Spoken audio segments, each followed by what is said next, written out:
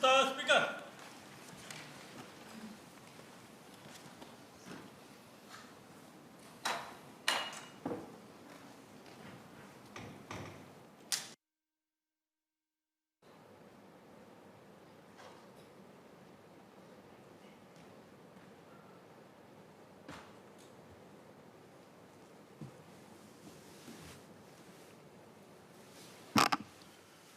Order.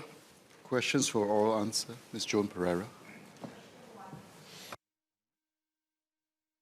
Mr. Speaker, sir, may I have your permission to answer oral questions number 1 to 3 in my ministerial statement to be delivered later at today's sitting? Mr. Speaker, my response will also cover the matters raised in the questions by Ms. Fumiha and Mr. Zulkarnain Abdul Rahim, which are scheduled for a subsequent sitting, and I will invite these members to also seek clarifications, if they wish to, at the end of my ministerial statement. We can do so. Thank you. Mr. Melvin Yong. Mr. Speaker, sir, may I have permission for the Minister for Transport to take question 4 in the ministerial statement later in the sitting, please? Please do. Mr. Murali Pillai.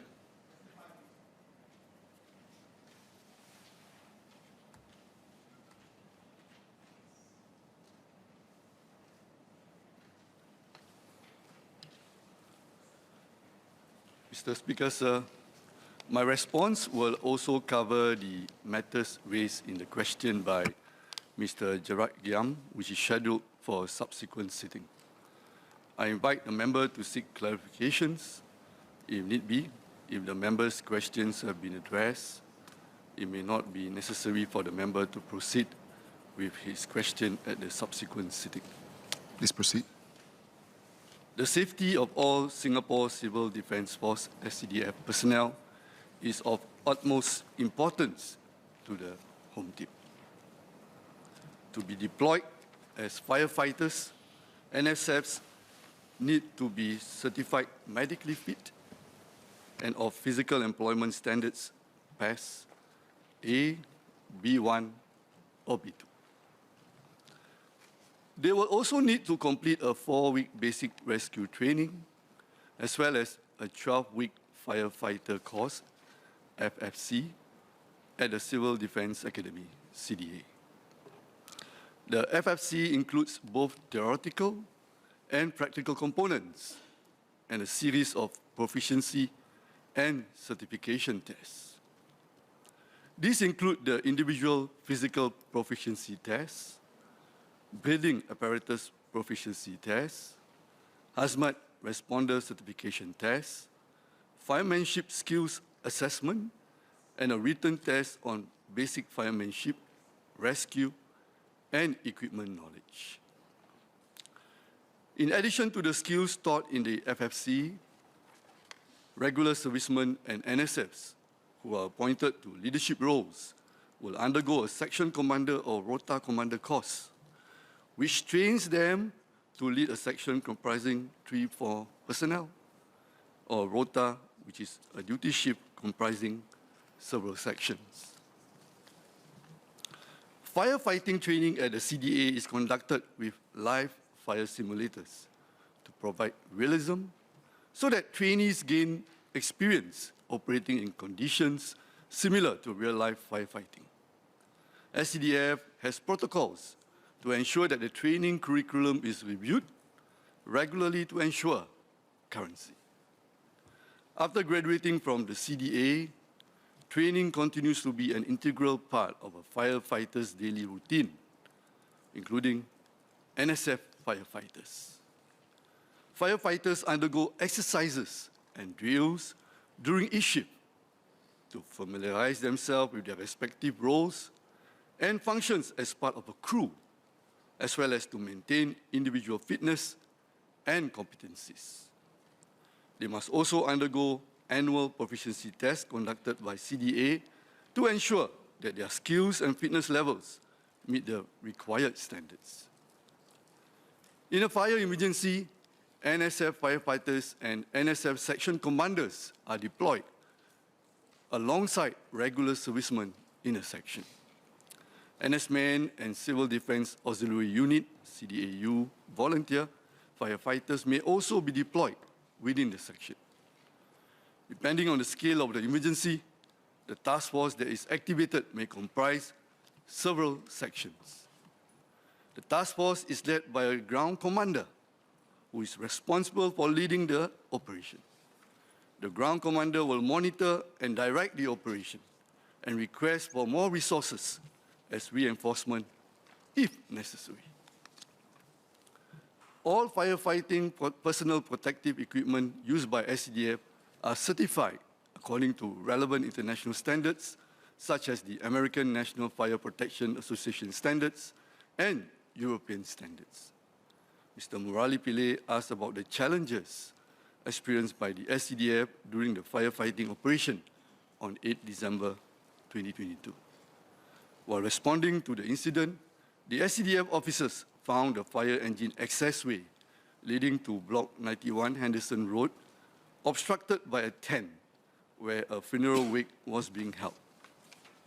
The officers removed the bollards that were padlocked to the ground near the tentage to create an access path. This delayed their arrival by 18 minutes. Based on the ground commander's assessment of the resources needed for the operation, 22 emergency vehicles and 61 responders from 6 fire stations were deployed to the incident. About 40% of the responders were national servicemen, meaning the majority, 60% of the responders, were regular officers. The passing of Sergeant 1 Edward Goh is the first SCDF fatality in a firefighting operation. The police are currently conducting an independent, thorough investigation into the circumstances of Sergeant 1 Edward's demise and will apprise the coroner of its findings. At this stage, it is premature to determine the factors which contributed to Sergeant 1 Edward's death. The coroner will consider the police investigation findings in determining the cause of death. Due to the ongoing investigations, we are unable to share further details at this stage. SCDF will seek to understand what had happened, including if standard operating procedures and protocols had been followed, and how this may need to be tightened to keep the officers as safe as possible when they serve our nation. Mr. Pillay.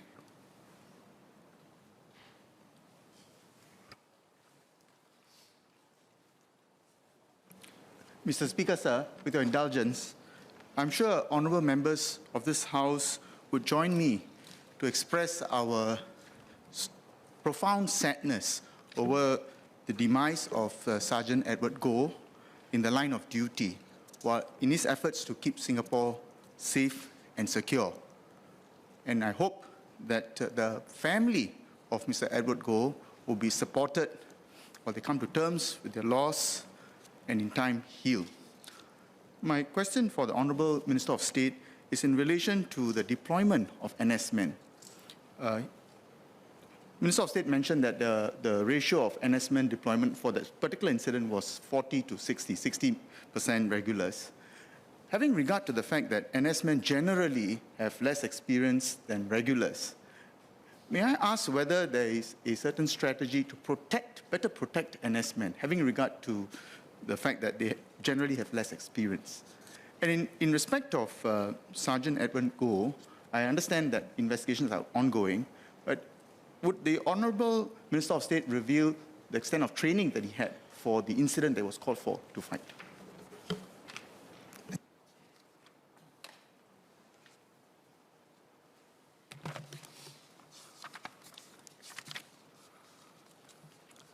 So I thank the member for the SQ. The NSF journey with SCDF starts from his enlistment into the SCDF, where he receives basic and subsequently vocational training appropriate for his past condition. So at the start of his enlistment, we already look at it like how that journey is going to be. So NSFs who are assigned in the operational roles, as I shared earlier, are given robust and realistic training. They also use proper PPE and equipment that are common to the fire station. From their time in the academy, the CDA, their instructors will closely monitor them and look at their progress and help build their confidence. The relationship, the camaraderie, and peer support are also vital parts of the culture and overall journey. In fact, I visit SCDF fire station as well as some of the setup regularly. And this is something I noticed, the peer support, the relationship, and that journey that whether be it NSF or regulars, that someone goes through is so important. And the juniors will look up to the seniors. Also not only among the regulars and the NSF, but also among the NSF together, they look up to the seniors and they want to see how they can play their part. And after posting to a fire station, they will be assigned support appliance first. So they will not straight away go to the front line as in fight the fire. So this is the opportunity to give them the time to settle down and get to know their rota. So during this time, the supervisors will observe the NSFs in the daily shift, watch them perform during drills and training to assess their suitability, competency, and confidence to be placed on turnout on the main fire engines and red rhinos. This is where they are most likely to be on scene earlier than the rest. And we also look at the composition of the crew, where we carefully balance it, where the supervisors will ensure that there is a good mix of experience and seniority, while still giving NSF firefighters the opportunity to grow from accumulating turnout experience. Indeed, the only way, just like many of the vocations which require practical experience, the only way for all firefighting personnel, whether regular or NSF, to build their experience is on-the-job training. And this takes place under close supervision with multiple layers of safety. We ensure, such as the training they receive, the PPE they wear, and the colleagues they turn out with. So this is something, like what I shared earlier, something very obvious when you speak to them and we talk to them about operations, right? And it's something that we are very proud of our SCDF officers. With regards to the late Sergeant Juan Edward Goh, this is something that perhaps I'd like to share, even though the investigation is going on. We really, like what you shared earlier, we feel the loss of the late Sergeant Edward. And just like the rest, all NSF need to be certified medically fit and complete the relevant training and courses prior to deployment at the front line. During his training as a firefighter, Sergeant Juan Edward Goh attained the gold standard for his individual physical proficiency tests and fared well in the other mandatory course requirements, including achieving an A grading for his breathing apparatus proficiency test. His performance, in fact, was among the top 25% in his cohort. And like the rest, he would go through the process of the journey, like any other SCDF and SF. And in fact, his experience when he was posted to the Central Fire Station in May 2022, he had attended nearly 60 fire and rescue calls. So he was an officer with some level of experience as well. Ms. Joan Pereira. My deepest condolences to the family of the late Sergeant Goh. Sir, I have one SQ for MOS. I note that there have been quite a number of fires in public rental blocks in recent years. Can MOS share if there are any gaps in the design of our public rental housing blocks that might make them more prone to fire risk? And if so, what are the mitigating factors or what are the mitigating measures that can be taken? Thank you. So I thank the member for the SQ. Not only rental flats, all HDB buildings are compliant with the prevailing fire code at the time when they were built or renovated. At the unit level, flats are designed as separate fire compartments to minimize the risk of fire spread to other units via walls of required fire resistance rating. So that is at the unit level. And fire-rated doors will also have a closer to ensure that they do not stay open after the occupants have evacuated. So this maintains the route of evacuation for residents for a certain time based on the fire rating. For the common areas of Block 91, Henderson Road, the corridor width complies with the prevailing fire code requirements. On a day-to-day basis, Town Council conduct fire safety inspections of the HDB blocks, such as checking on obstruction along corridors and requiring residents to remove them. So the involved Block 91 Henderson Road also complies with the prevailing fire code requirements that the fire engine access road must be within 18 meters of the dry riser breaching inlets located near the exit staircases. While some rental blocks may be more densely occupied than some old sold blocks, this does not compromise their compliance with the fire code. And also, if members remember a few months ago, during the sitting, SMS SIMN and I also answered to queries as to how we want to make sure the fire safety in the HDB blocks are enhanced. Beyond the infrastructure, we also work with community organizations, we work with grassroots organizations to see how we can enhance the community resilience with regards to how they can keep their home safe from fire, and when fire happens, what we can do as a community to see how we can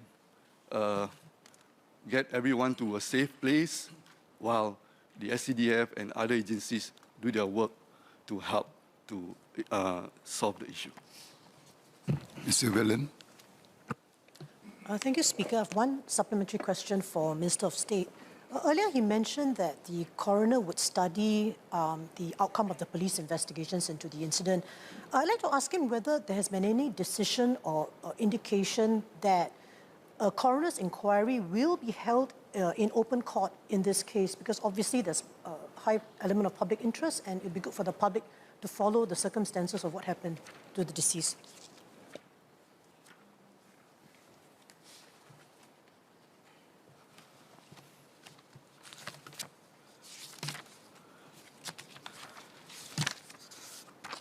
Under Section 20, if I'm not mistaken, of the Coroners Act, the coroners may carry out such inquiry if that is necessary.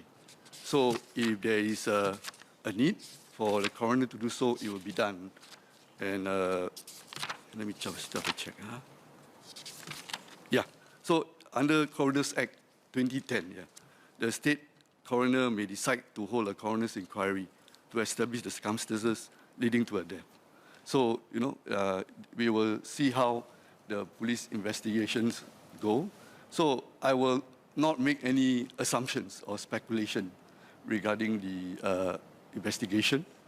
Nevertheless, I assure the members that we're going to do a thorough and a proper investigation.